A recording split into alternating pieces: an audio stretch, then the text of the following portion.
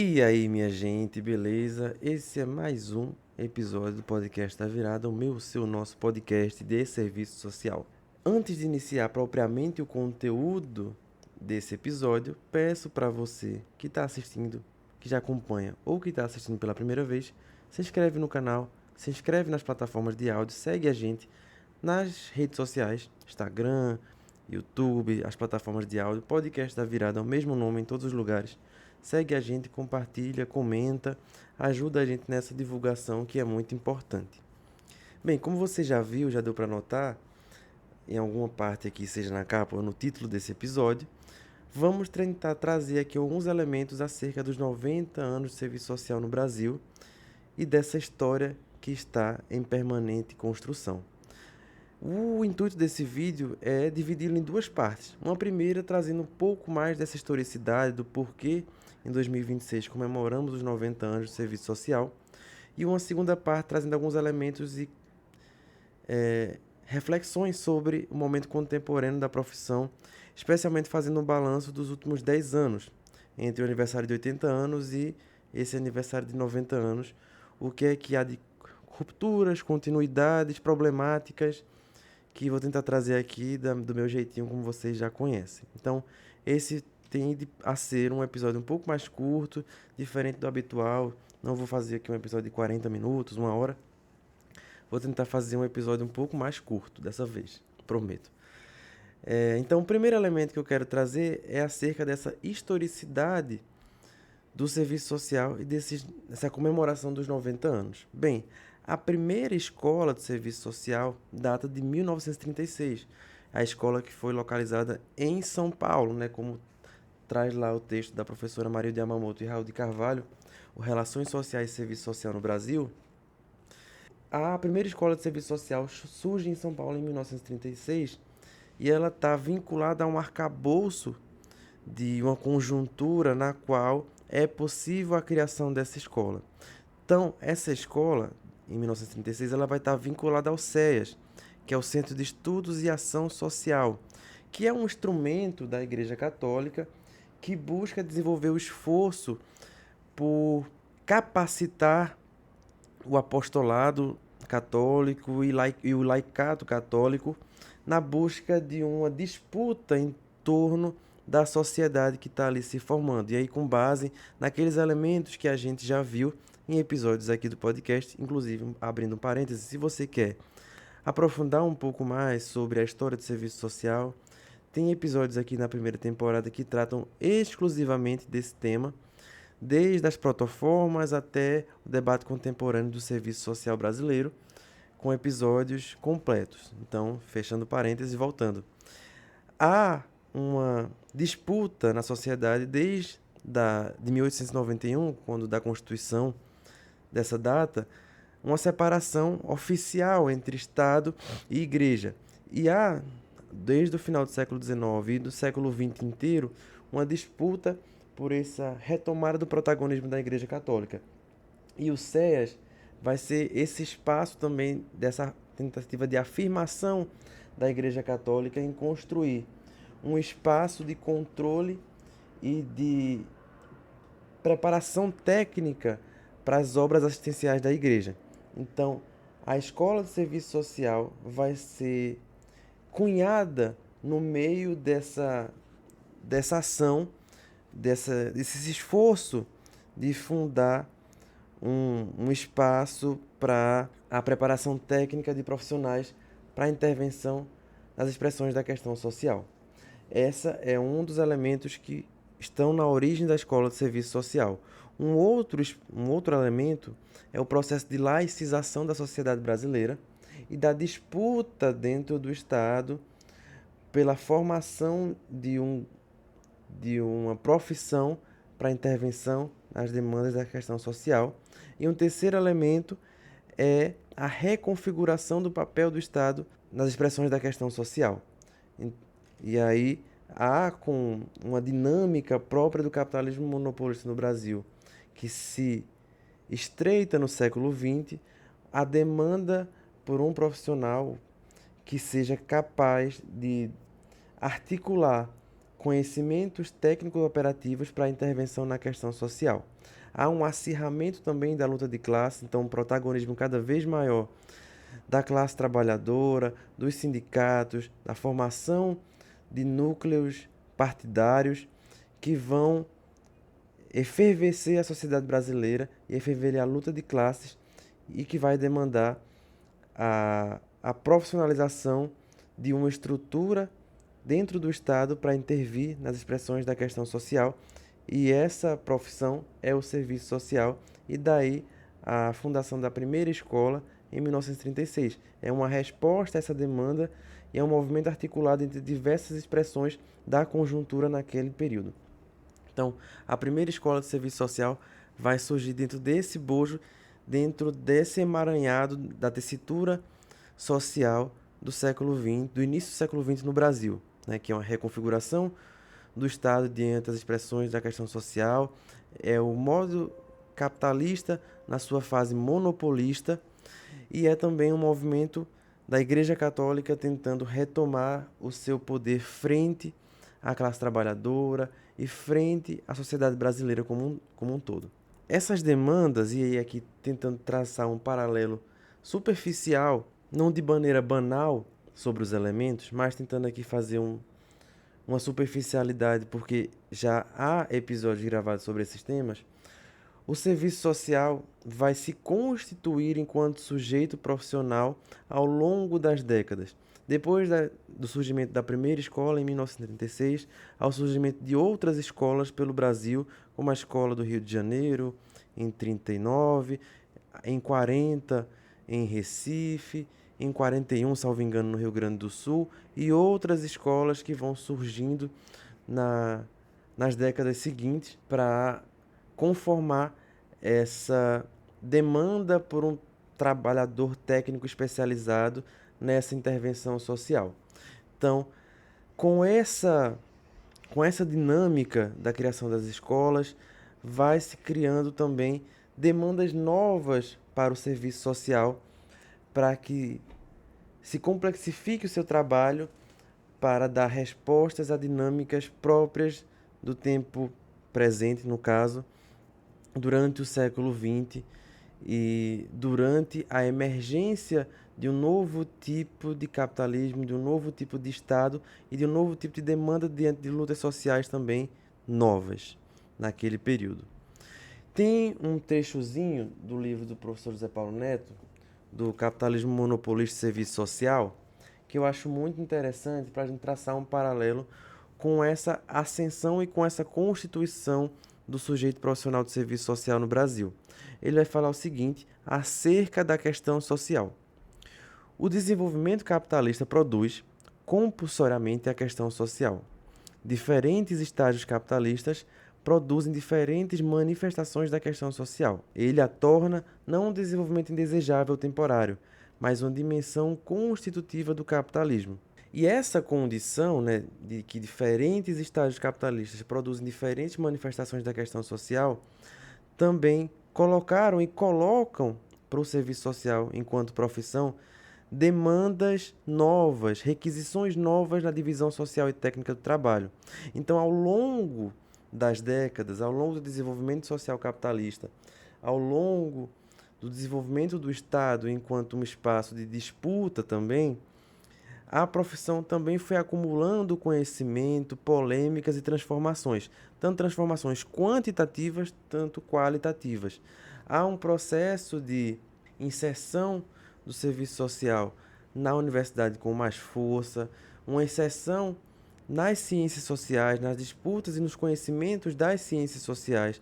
Há também o serviço social enquanto um emulador teórico que vai se envolver na divisão interna da academia, ainda que não se coloque enquanto ciência, mas como produtora de ciência a partir dos elementos das ciências sociais, seja do positivismo, seja do marxismo, seja da fenomenologia, enfim, diversos ambientes e diversas fontes de saber teórico vão sendo disputadas dentro do serviço social ao longo das décadas até que chegamos na quadra atual, no estágio atual de desenvolvimento do serviço social, no qual há a construção de um projeto ético-político fincado nos elementos éticos, na construção de uma nova sociabilidade, num projeto social emancipatório de rompimento com a dinâmica capitalista,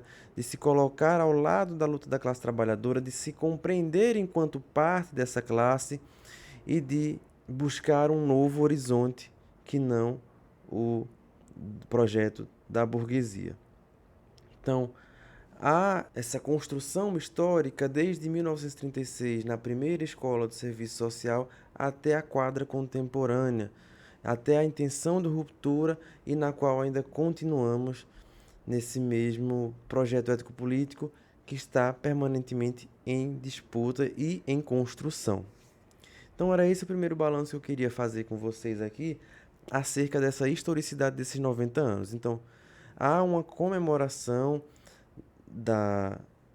do surgimento da primeira escola de serviço social em 1936, que neste ano completa 90 anos, e há essa transformação histórica pela qual o serviço social brasileiro passou e que ainda passa, e que é perpassada pela luta dos seus profissionais, dos seus agentes históricos.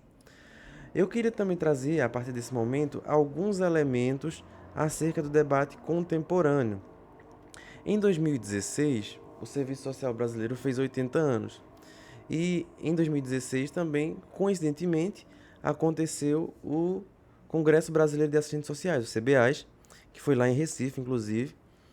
E aí alguns elementos, alguns debates foram colocados tanto no CBAS quanto em livros, artigos, vídeos que foram produzidos à época e que condensaram algumas preocupações, algumas reflexões acerca do serviço social naquele período que estava se completando 80 anos. E aí eu pensei em trazer aqui um paralelo. De 2016 até 2026, o que dessas preocupações se mantém, o que dessas preocupações e dessas requisições postas ao serviço social mudaram, o que é que a gente tem de novidade nesse debate e trazer alguns elementos de reflexão que eu pensei aqui para a gente falar nesse vídeo. Veja, um primeiro aspecto que eu queria levantar é acerca da categoria profissional de serviço social. Se em 2016 nós éramos cerca de 150 mil assistentes sociais, hoje nós estamos na marca de cerca de 242 mil assistentes sociais no Brasil, com CRES ativo, né? Esse é um dado que o Conjunto Cefes-CRES trouxe nesse ano e que representa um aumento significativo da categoria, um aumento de cerca de 50% do número de assistentes sociais no Brasil. Esse aumento, ele revela algumas coisas no horizonte. Primeiro, que há ainda uma demanda pelo trabalho da assistente social no Brasil e uma demanda crescente. E essas demandas estão vinculadas a uma série de transformações feitas na sociedade brasileira. Mas, ao mesmo tempo que reflete uma demanda por profissionais, por uma demanda de intervenção técnico-operativa dentro de determinada demanda social, também representa um aumento e um salto quantitativo, mas que nem sempre é acompanhado de um salto qualitativo.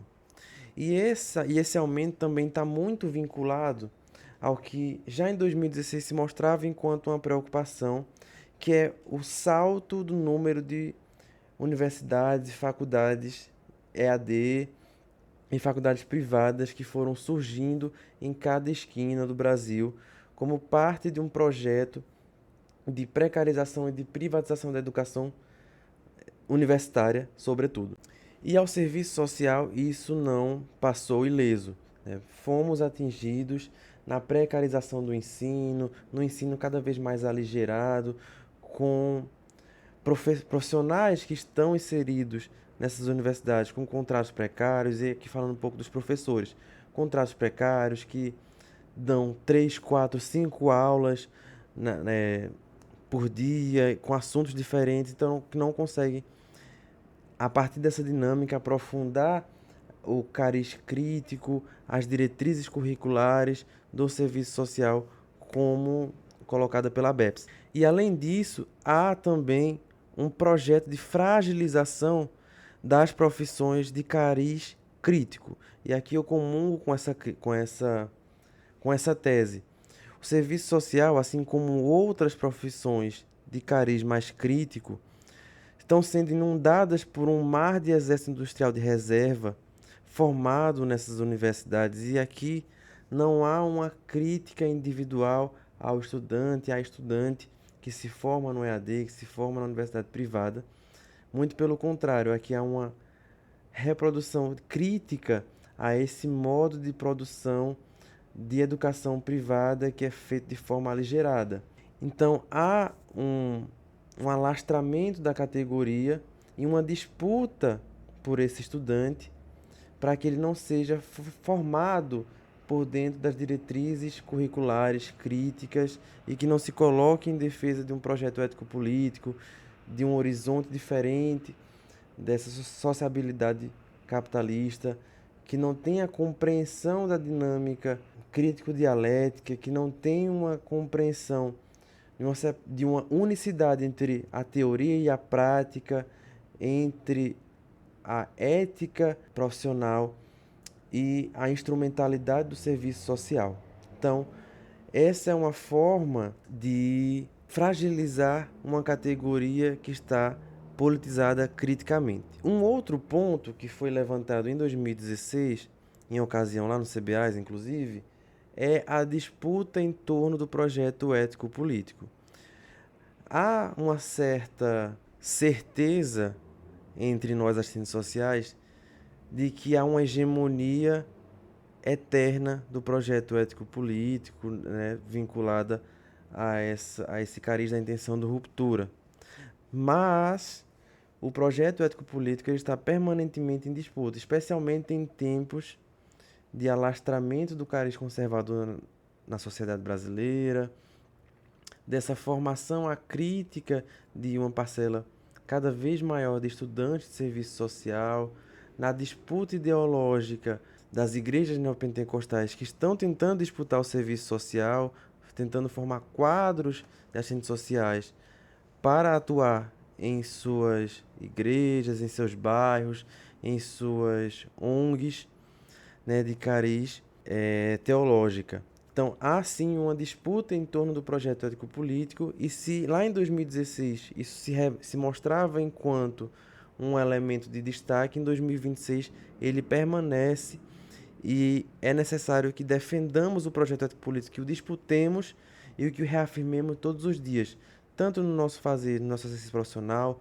quanto nos congressos da categoria, nas eleições do CRES, nas eleições do Cefes, em todos os espaços, na ABEPS, no movimento estudantil, que seja reafirmado todos os dias o projeto ético-político e que também utilizemos esse espaço, o espaço digital, o YouTube, o Instagram, enfim, as diversas plataformas para disputar o projeto ético-político e demonstrar que esse projeto continua vivo e que ele é necessário. Um outro aspecto que eu queria levantar também, se lá em 2016 nos assolava o perigo do golpe, o golpe contra a presidenta Dilma, se havia ali uma consolidação, uma tentativa de alastramento do projeto neoliberal, né, cada vez mais cruel, cada vez mais truculento, em 2026 há o aprofundamento desse golpe. O golpe se consolidou e ele se transformou a partir do seu cariz macroeconômico.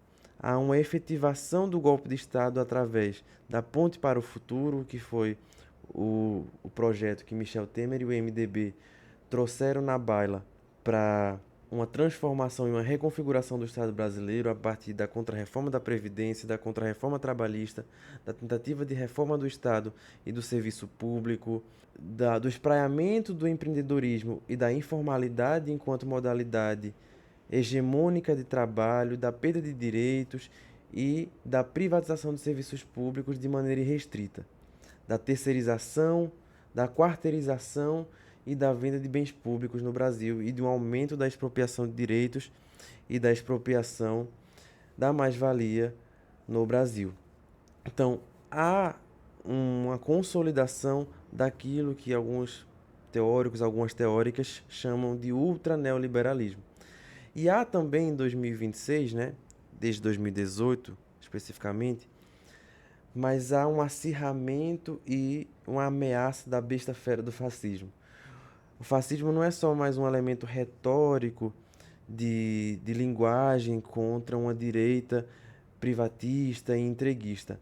Há um risco concreto e há elementos concretos da disputa fascista no Brasil e no mundo.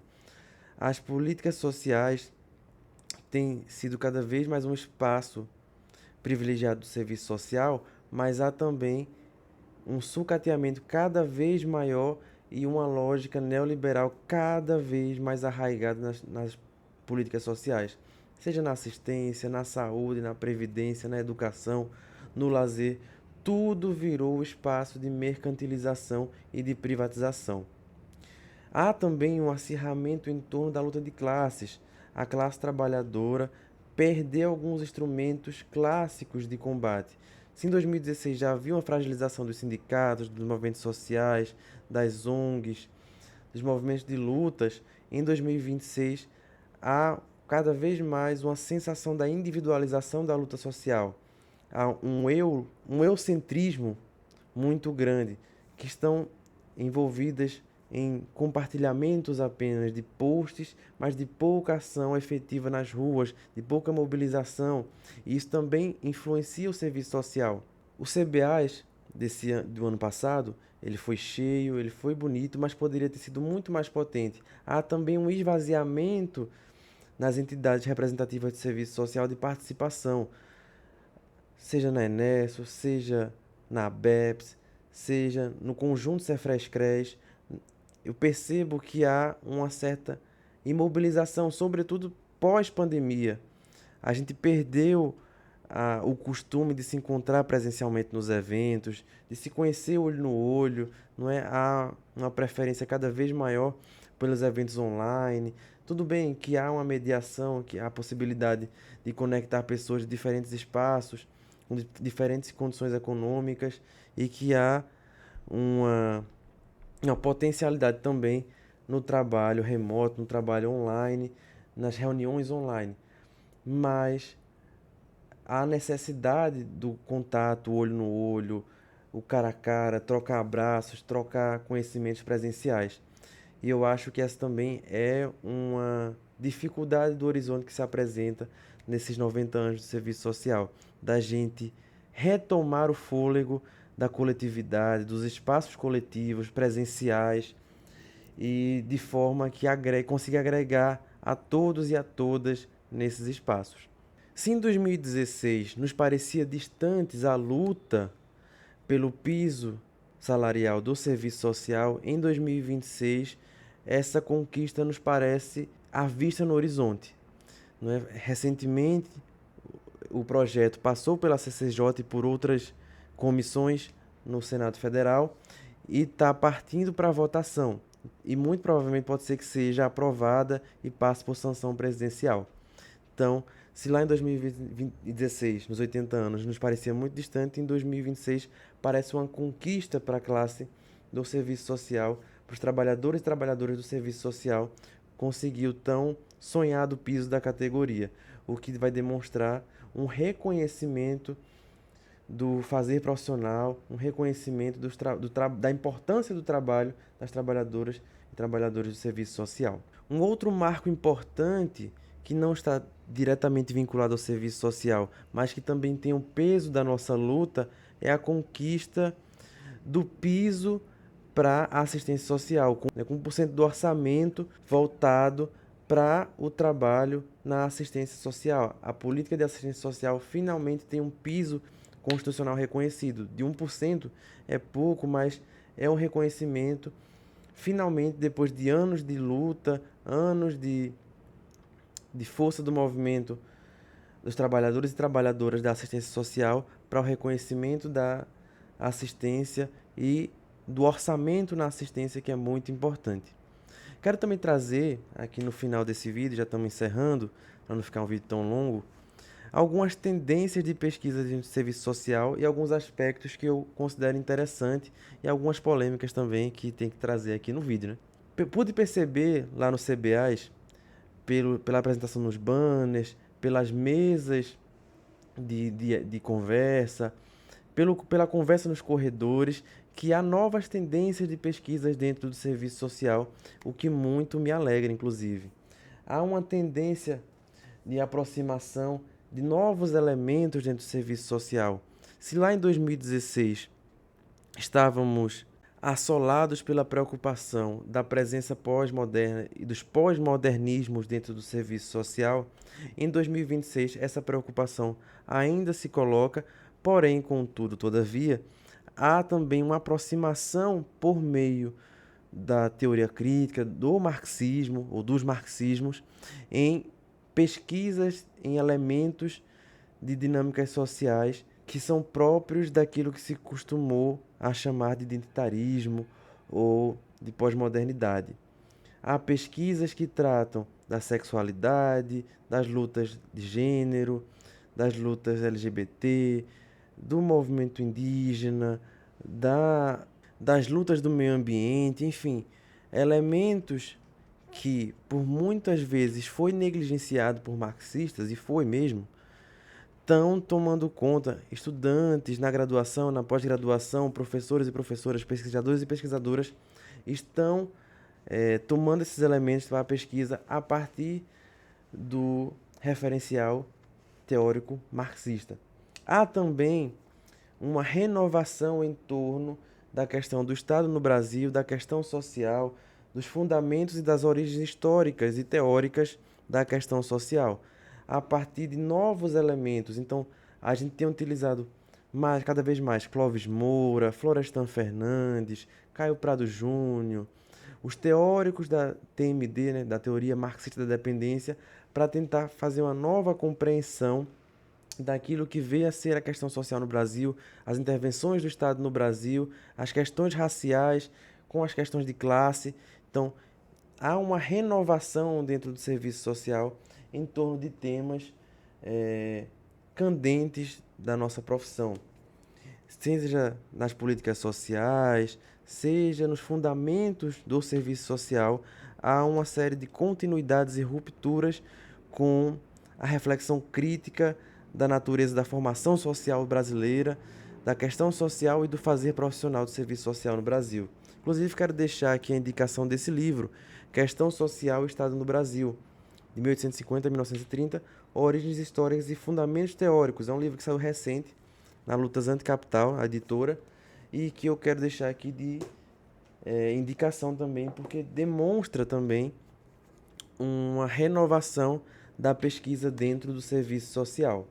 Há também um outro elemento e um último elemento que eu quero levantar aqui, que foi feito nesse livro aqui, Serviço Social no Brasil, História de Resistências e de Ruptura com o Conservadorismo. Tem um texto do professor José Paulo Neto, que é o primeiro texto, é o texto que abre esse livro, que fala, tem o seguinte título, Para uma História Nova do Serviço Social no Brasil.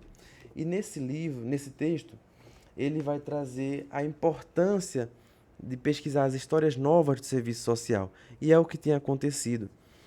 Os estados, né, cada pós-graduação tem tido a preocupação com a pesquisa sobre a história do serviço social no seu estado. Então, aqui no podcast a gente tem alguns episódios gravados sobre a história do serviço social em Pernambuco, na Bahia, no Rio Grande do Sul e no Piauí. E estou em busca de que mais pessoas venham também tratar das suas pesquisas aqui no podcast.